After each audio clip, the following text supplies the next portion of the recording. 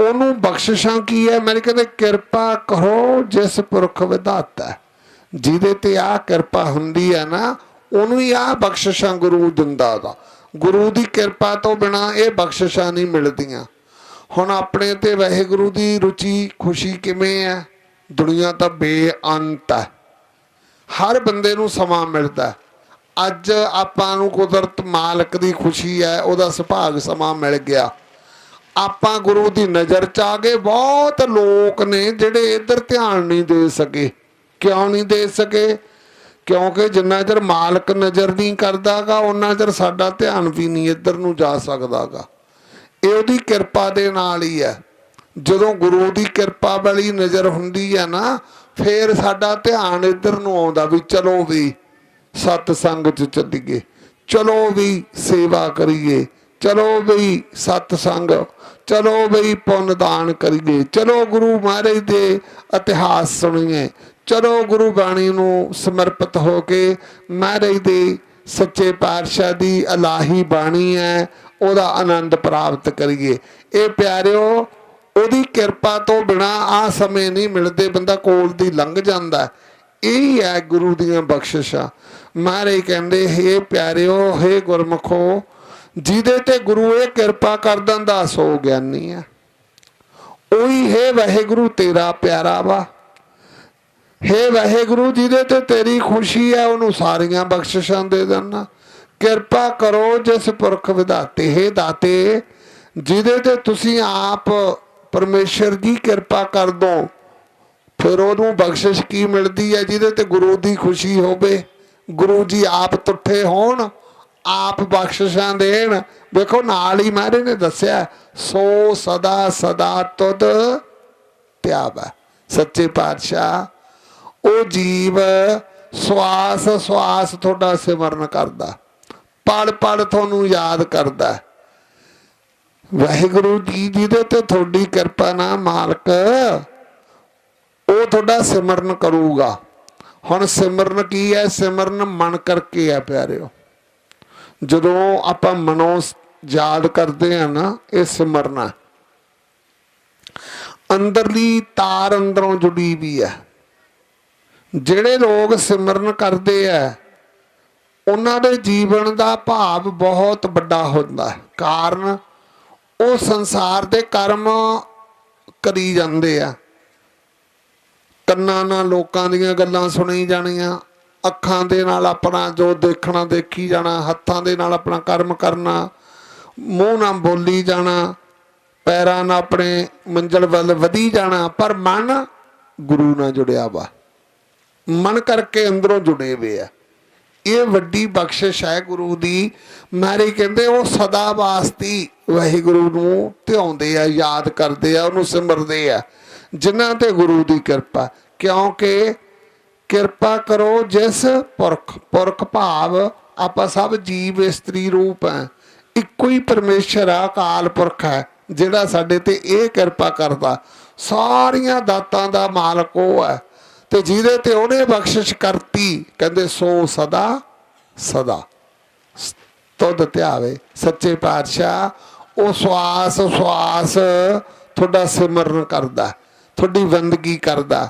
ਹੇ ਮੇਰੇ ਮਾਲਕ, ਇਹ ਰਹਿਮਤ ਸਾਡੇ ਤੇ ਵੀ ਰੱਖੀ, ਸਾਨੂੰ ਵੀ ਇਸੇ ਤਰ੍ਹਾਂ ਹੀ ਆਪਣੇ ਨਾਲ ਜੋੜ ਲਈ, ਸਾਨੂੰ ਵੀ ਇਸੇ ਤਰ੍ਹਾਂ ਹੀ ਆਪਣੇ ਬਣਾ ਕੇ ਰੱਖੀ। ਅਸੀਂ ਵੀ ਉਹ ਕਰਮ ਕਰੀਏ ਜਿਹੜੇ ਤੈਨੂੰ ਭਾਉਂਦੇ ਚੰਗੇ ਲੱਗਣ। ਹੇ ਵਾਹਿਗੁਰੂ, ਸਾਥੋਂ ਵੀ ਉਹ ਕਾਰਜ ਕਰਾਈ ਜਿਹੜੇ ਤੈਨੂੰ ਚੰਗੇ ਲੱਗਣ। ਜਦੋਂ ਤੈਨੂੰ ਅਸੀਂ ਚੰਗੇ ਲੱਗਾਂਗੇ ਤਾਂ ਫਿਰ ਵਾਹਿਗੁਰੂ ਤੇਰੀ ਕਿਰਪਾ ਰਹਿਮਤ ਹੋਵੇਗੀ। ਫਿਰ ਹੀ ਆ ਸਾਰੀਆਂ ਪ੍ਰਾਪਤੀਆਂ ਤੇ ਤੂੰ ਬਖਸ਼ਿਸ਼ਾਂ ਦੇਣੀਆਂ ਨੇ। ਤੇਥੋਂ ਬਗੈਰ ਨਹੀਂ ਹੋ ਸਕਦਾ। ਗੁਰੂ ਦੀ ਕਿਰਪਾ ਤੋਂ ਬਿਨਾਂ ਪਿਆਰਿਓ ਆ ਕਾਰਜ ਨਹੀਂ ਹੋ ਸਕਦੇ। ਉਹਦੀ ਮਿਹਰ ਤੋਂ ਬਿਨਾਂ ਜੀਵ ਆ ਕਰਮ ਨਹੀਂ ਕਰ ਸਕਦਾ। ਗੁਰੂ ਜੀ ਕਹਿੰਦੇ, ਪੰਜਵੇਂ ਪਾਤਸ਼ਾਹ ਕਹਿੰਦੇ ਨੇ ਤੇ ਨਾਲ ਆਪਾਂ ਨੂੰ ਦਰਸਾਉਂਦੇ ਆ ਵੀ ਪਿਆਰਿਓ ਯਤਨ ਕਰੀਦਾ। ਜਿਹੜੇ ਜੀਵ ਹਿੰਮਤ ਕਰਦੇ ਆਂਦਾ, ਮਿਹਨਤ ਕਰਦੇ ਆ, ਗੁਰੂ ਜੀ ਕਿਰਪਾ ਵੀ ਕਰ ਦਿੰਦੇ ਆ। ਆਮ ਸਾਡੇ ਜਿਹੜੇ ਵੱਡੇ ਬਜ਼ੁਰਗ ਸੀ ਨਾ, ਉਹਨਾਂ ਦੇ ਬਚਨ ਤਾਂ ਕਈ ਹੁੰਦੇ ਸੀ, ਬਹੁਤ ਸੰਖੇਪ ਸ਼ਬਦਾਂ 'ਚ ਬੋਲੇ, पर ਉਹਦਾ ਭਾਵ ਵੱਡਾ ਹੁੰਦਾ ਸੀ। ਜਿਵੇਂ ਪਹਿਲੇ ਸਮਿਆਂ 'ਚ ਕਹਿੰਦੇ ਹੁੰਦੇ ਵੀ ਹੇ ਸੱਚੇ ਪਾਤਸ਼ਾਹ ਮਿਹਨਤ ਮੇਰੀ ਰਹਿਮਤ ਤੇਰੀ। ਇੱਕ ਬਚਨ ਹੁੰਦਾ ਹਿੰਮਤ ਮਰਦ ਮਦਦ ਖੁਦਾ। ਜਿਹੜਾ ਬੰਦਾ ਹਿੰਮਤ ਕਰਦਾ ਉਹਦੀ खुदा जी मदद करते है। ਜਿਹੜਾ ਬੰਦਾ ਮਿਹਨਤ ਕਰਦਾ ਉਹਦੇ ਤੇ ਮਾਲਕ ਦੀ ਰਹਿਮਤ ਹੁੰਦੀ ਹੈ। ਪਿਆਰਿਓ ਸਾਡਾ ਕਰਮ ਹੈ ਯਤਨ ਕਰਨਾ, ਕੋਸ਼ਿਸ਼ ਕਰਨਾ, ਮਿਹਨਤ ਕਰਨੀ। ਰਹਿਮਤਾਂ ਦਾ ਦਾਤਾ ਵਾ ਉਹ ਆਪੇ ਹੀ ਕਰਦੇ ਹੈ। ਤੇ ਜਦੋਂ ਕਰਦੇ ਹੈ ਫਿਰ ਇਉਂ ਨਹੀਂ ਵੀ ਇੱਕ ਵਾਰੀ ਦੋ ਵਾਰੀ ਯਾਦ ਕਰਾਂਗੇ, ਫਿਰ ਤਾਂ ਸਦਾ ਲਈ ਉਹਨਾਂ ਨੂੰ ਪ੍ਰਾਪਤ ਕਰ ਲਾਂਗੇ, ਸਦਾ ਲਈ ਉਹਨਾਂ ਨੂੰ ਯਾਦ ਕਰਾਂਗੇ ਮਾਲਕਾਂ ਨੂੰ। ਇਸ ਤਰ੍ਹਾਂ ਹੇ ਜੀਵ, ਹੇ ਪਿਆਰੇ, ਗੁਰੂ ਦੀ ਸ਼ਰਨ ਦੇ ਵਿੱਚ ਇਸ ਭਾਵ ਦੇ ਵਿੱਚ ਆ। ਇਸੇ ਤਰ੍ਹਾਂ ਗੁਰੂ ਨੂੰ ਸਮਰਪਿਤ ਹੋ, ਇਸ ਤਰ੍ਹਾਂ ਗੁਰੂ ਨੂੰ ਬੇਨਤੀਆਂ ਕਰ, ਇਸੇ ਤਰ੍ਹਾਂ ਗੁਰੂ ਜੀ ਤੇਰੇ ਤੇ ਕਿਰਪਾ ਕਰਨਗੇ, ਤੈਨੂੰ ਬਖਸ਼ਿਸ਼ ਕਰਨਗੇ। ਪੰਜਵੇਂ ਪਾਤਸ਼ਾਹ ਸਾਨੂੰ ਪ੍ਰਾਪਤੀਆਂ ਕਰਨ ਦਾ ਢੰਗ ਤੇ ਆਪਣੀਆਂ ਦਾਤਾਂ ਦੇਣ ਦਾ ਭਾਵ ਬਖਸ਼ਿਸ਼ ਕਰਦੇ ਆ। ਕੀ ਕਹਿੰਦੇ ਸੁਣੋ, ਇਉਂ ਸਮਝਾ ਰਹੇ ਆ। ਕਵਨ ਜੋਗਾ ਕਵਨ ਗਿਆਨ ਧਿਆਨਾ ਕਵਨ ਗੁਣੀ ਰੀਝਾਵੈ सोई जाना सोई निज भगता जैस ऊपर रंग लावै।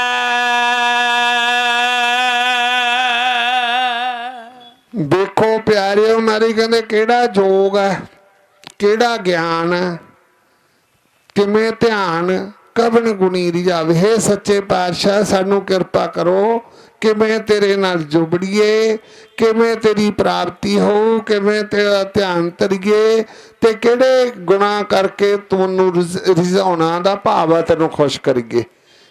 सानू सारा ढंग तरीका गुरु जी आप बख्शिश करो। सानू तो समझ ही है नहीं कोई भी तू किवें किहड़े ढंग तरीके नाल तेरे नाल जुड़ीए, किहड़ा ज्ञान है जिहदे नाल तैनूं खुश कर लईए। ध्याना हे वाहिगुरू अंदरों समर्पित किवें होईए, किहड़े गुण करके तैनूं खुशी तेरी मिलूगी।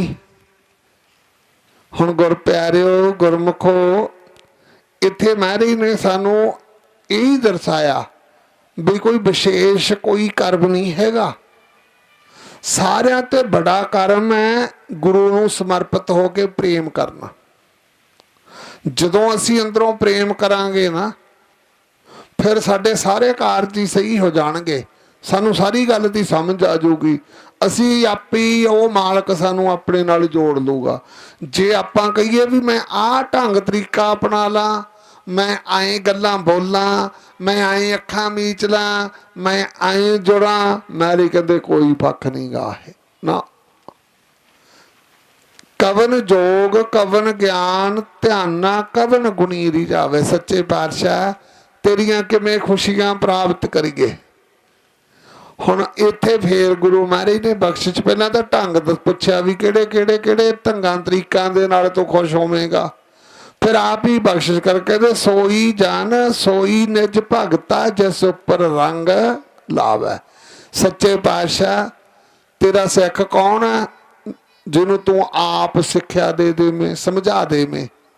किताबां पढ़ पढ़ के बंदा ठीक है अखरां दा ज्ञान तो आ जाऊगा पर पूर्ण उहदी प्राप्ति नहीं होनीगी।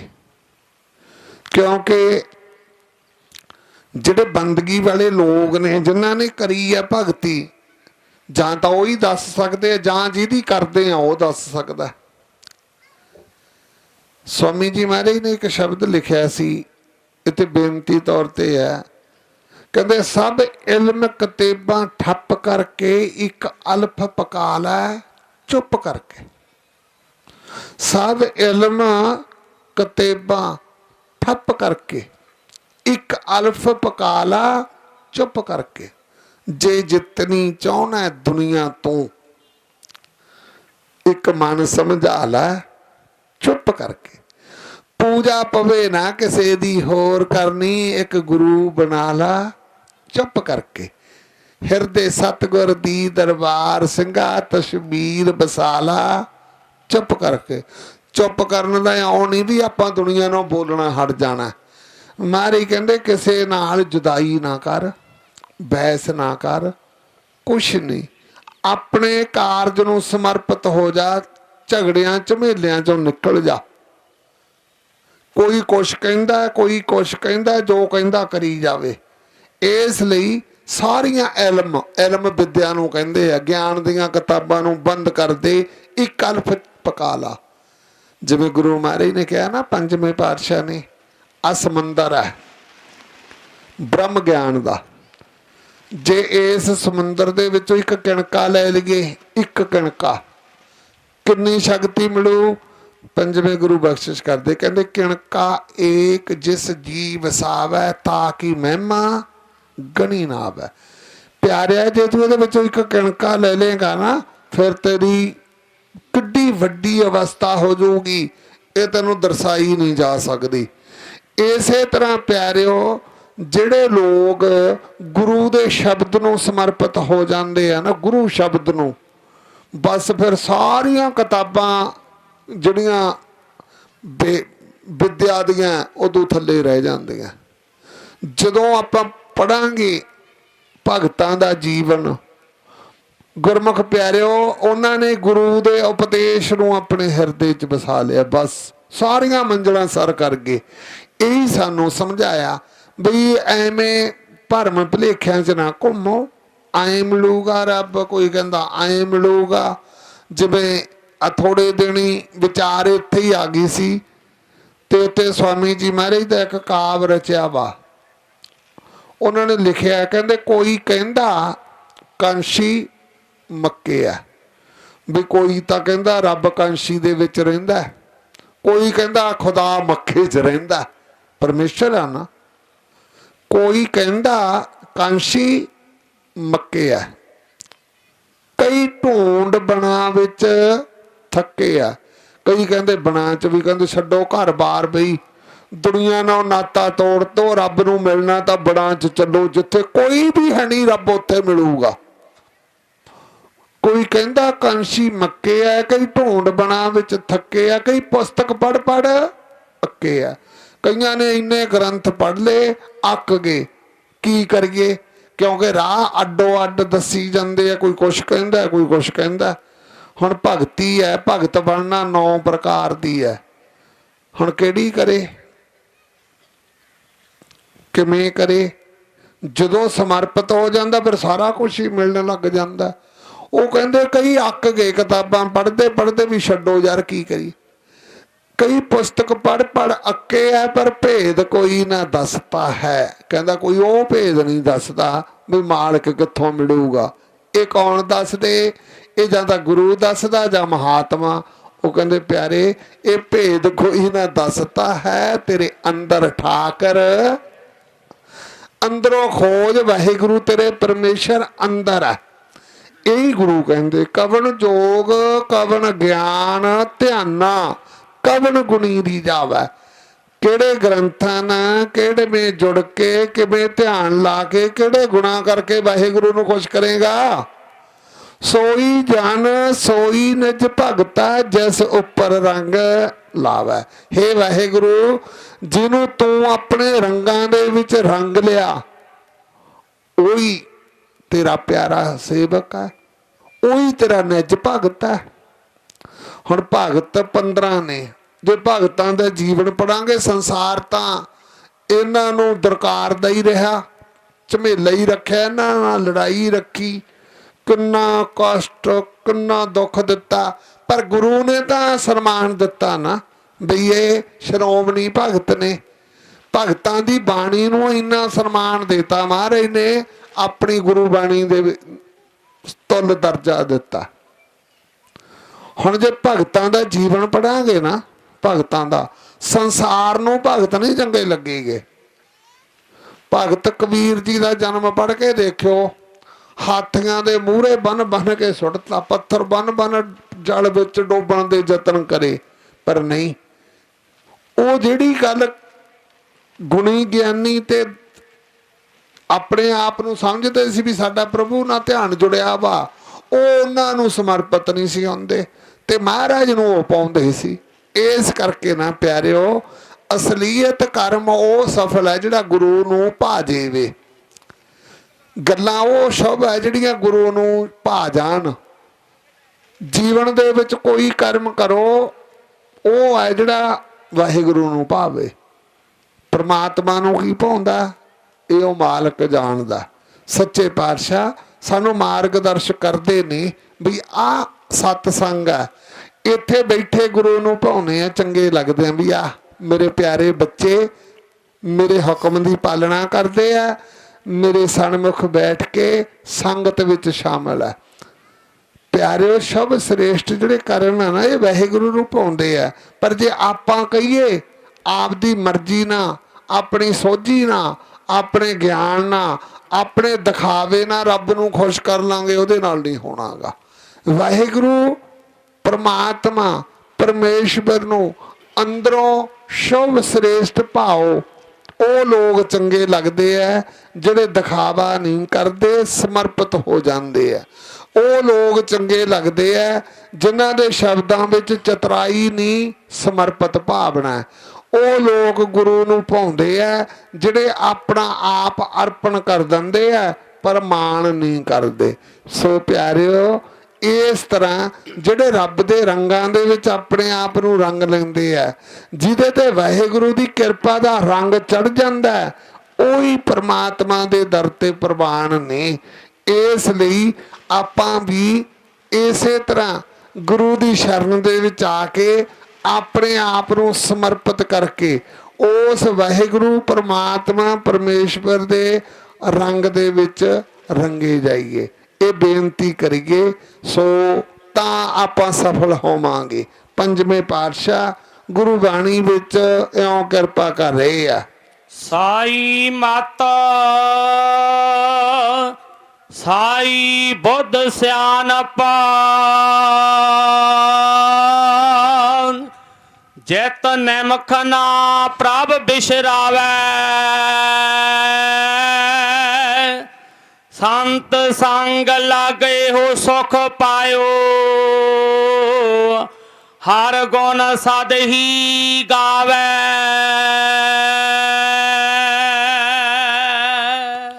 ਪਿਆਰਿਓ, ਸਾਰਿਆਂ ਤੋਂ ਉੱਚੀ ਸ਼ੁੱਧ ਮੱਤ ਕਿਹੜੀ ਹੈ? ਸਾਰਿਆਂ ਤੋਂ ਸ਼ੁੱਧ ਬੁੱਧੀ ਕਿਹੜੀ ਹੈ? ਸਭ ਤੋਂ ਸਿਆਣਪ ਕਿਹੜੀ ਹੈ? ਮਾਰੇ ਕਹਿੰਦੇ ਜਿੱਤ ਨਿਮਖ ਨਾ ਪ੍ਰਭ ਬਿਸਰਾਵੈ।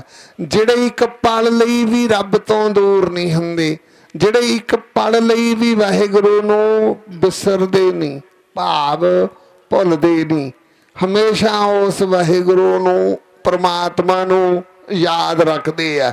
ਸਾਰਿਆਂ ਤੋਂ ਉੱਚੀ ਮੱਤ, ਸਭ ਤੋਂ ਬੁੱਧੀ ਉੱਚੀ, ਸਭ ਤੋਂ ਜ਼ਿਆਦਾ ਸਿਆਣਪ ਇਹੀ ਹੈ ਵੀ ਪਰਮੇਸ਼ਵਰ ਨੂੰ ਹਮੇਸ਼ਾ ਯਾਦ ਰੱਖੋ। ਇੱਕ ਪਲ ਮਾਤਰ ਵੀ ਵਾਹਿਗੁਰੂ ਨੂੰ ਬਿਸਰਾਵੇ ਦਾ ਮਤਲਬ ਭੁੱਲਣਾ ਵਾ। ਜੇ ਵਾਹਿਗੁਰੂ ਨੂੰ ਭੁੱਲ ਗਏ ਫਿਰ ਸਾਡੀ ਮੱਤ ਕੀ ਕਰੂ, ਬੁੱਧੀ ਕੀ ਕਰੂ, ਸਿਆਣਪ ਕੀ ਕਰੂਗੀ? ਪਿਆਰਿਓ, ਇਹ ਸਭ ਤੋਂ ਉੱਚੀ ਮੱਤ ਕਿਹਦੀ ਹੈ? ਸਭ ਤੋਂ ਸ਼ੁੱਧ ਬੁੱਧੀ ਕਿਹੜੀ ਹੈ? ਸਾਰਿਆਂ ਤੋਂ ਸਿਆਣਾ ਕੌਣ ਹੈ? ਇਹ ਗੁਰੂ ਜੀ ਕਹਿੰਦੇ ਜਿਤ ਨਿਮਖ ਨਾ ਪ੍ਰਭ ਬਿਸਰਾਵੈ। ਹੁਣ ਇਹਦਾ ਭਾਵ ਕੀ ਹੈ? ਇੱਕ ਸ਼ਬਦ ਚ ਕਰਦੇ ਆ ਆਪਾਂ, ਸਾਰੇ ਜਾਣੇ ਰਲ ਮਿਲ ਕੇ ਬੋਲਿਓ, ਉਹੀ ਇਹਦਾ ਭਾਵ ਹੈ। ਕਿਉਂਕਿ ਆਪਾਂ ਤਾਂ ਬੇਨਤੀਆਂ ਹੀ ਕਰ ਸਕਦੇ ਹਾਂ ਨਾ, ਪ੍ਰਵਾਨ ਤਾਂ ਮਾਲਕ ਨਹੀਂ ਕਰਨੀਆਂ। ਜੇ ਉਹਨੂੰ ਪ੍ਰਵਾਨ ਹੋ ਗਏ ਫਿਰ ਸਾਡਾ ਕਾਰਜ ਹੋ ਜਾਊਗਾ ਜਿਹੜਾ ਪੰਜਵੇਂ ਪਾਤਸ਼ਾਹ ਬਖਸ਼ਿਸ਼ ਕਰਦੇ ਆ। ਸਾਰੀ ਗੁਰਸੰਗਤ ਪ੍ਰੇਮ ਨਾਲ ਬੋਲਿਓ। ਸਾਨੂੰ ਭੁੱਲੀ ਨਾ ਭੁਲਾਈ ਸੱਚੇ ਪਾਤਸ਼ਾਹ, ਆਪਣੇ ਬਣਾ ਕੇ ਰੱਖ ਲੋ। ਸਾਨੂੰ ਭੁੱਲੀ ਨਾ ਭੁਲਾਈ ਸੱਚੇ ਪਾਤਸ਼ਾਹ, ਆਪਣੇ ਬਣਾ ਕੇ ਰੱਖ ਲੋ।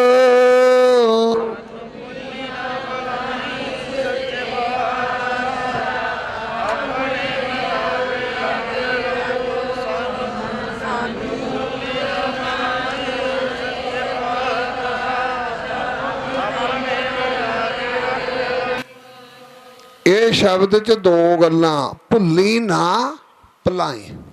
ਸੱਚੇ ਪਾਤਸ਼ਾਹ ਕਿਰਪਾ ਕਰੀ ਵੀ ਸਾਡੇ ਤੇ ਮਿਹਰ ਕਰੀ, ਅਸੀਂ ਤੈਨੂੰ ਭੁੱਲੀਏ ਨਾ, ਹਮੇਸ਼ਾ ਯਾਦ ਰੱਖੀਏ। ਤੇ ਰਹਿਮਤ ਤੂੰ ਵੀ ਕਰੀ, ਤੂੰ ਨਾ ਸਾਨੂੰ ਗਰੀਬਾਂ ਨੂੰ ਭੁਲਾ ਦੀ ਕਿਤੇ, ਤੂੰ ਵੀ ਸਾਡੇ ਤੇ ਨਜ਼ਰ ਰੱਖੀ ਵੀ ਮੇਰੇ ਹੈਗੇ ਆ। ਹੇ ਵਾਹਿਗੁਰੂ, ਹੇ ਪ੍ਰਭੂ, ਇਹ ਕਿਰਪਾ ਕਰ। ਪਿਆਰਿਓ, ਜਿਹੜੀ ਸਾਰਿਆਂ ਤੋਂ ਸਾਈ ਦਾ ਭਾਵ ਪੂਰਨ ਕਿਹੜੀ ਮੱਤ ਹੈ? ਸਾਈ ਬੁੱਧ ਕਿਹੜੀ ਬੁੱਧੀ ਹੈ? ਸਿਆਣਪ ਕਿਹੜੀ ਹੈ? ਨਾਲ ਹੀ ਵੇਖੋ ਮਹਾਰਾਜ ਨੇ ਆਪਾਂ ਨੂੰ ਸਮਝਾਈ ਗਏ ਵੀ ਆਹ ਮੱਤ ਚੰਗੀ ਆ, ਬੁੱਧੀ ਠੀਕ ਆ, ਐਂ ਸਿਆਣਪ ਹੈ। ਕਾਹਦੇ ਨਾ? ਜਿਤ ਨਿਰਖਣਾ ਪ੍ਰਭ ਬਿਸਰਾਵੈ। ਜੇ ਵਾਹਿਗੁਰੂ ਨੂੰ ਇੱਕ ਪਲ ਲਈ ਵੀ ਅੱਖ ਦੇ ਝਮਕਾਰੇ ਜਿੰਨਾ ਸਮਾਂ ਵੀ ਨਾ, ਉਹਨੂੰ ਭੁੱਲੀਏ ਨਾ। ਤੇ ਬੇਨਤੀਆਂ ਹੀ ਕਰੀ ਜਾਈਏ, ਸੱਚੇ ਪਾਤਸ਼ਾਹ ਕਿਰਪਾ ਰੱਖੀ, ਵੇਖੀ ਤੈਨੂੰ ਭੁੱਲ ਨਾ ਜਾਈਏ ਤੇ ਤੂੰ ਨਾ ਸਾਨੂੰ ਭੁਲਾ ਦੀ ਕਿਤੇ।